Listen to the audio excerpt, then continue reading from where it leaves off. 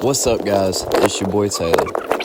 Alright, so this is part 2 of the 50-gallon electric water heater rebuild. I'll start by removing this element. This element was shot, guys. Look at that. I've never seen one that bad. It's pretty bad.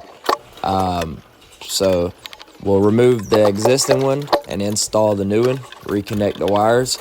From there, we'll start working on the thermostat. We'll pull all of the wires off, install the new thermostat, reconnect all the wires exactly back how they were. We will fill the water heater and run a few fixtures on the hot side to let all of the air out of the heater.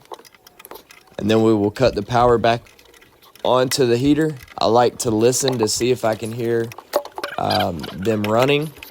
They were. And yeah, told the customer it'd be about an hour before they'd have hot water. That's pretty much it. I hope y'all enjoy this.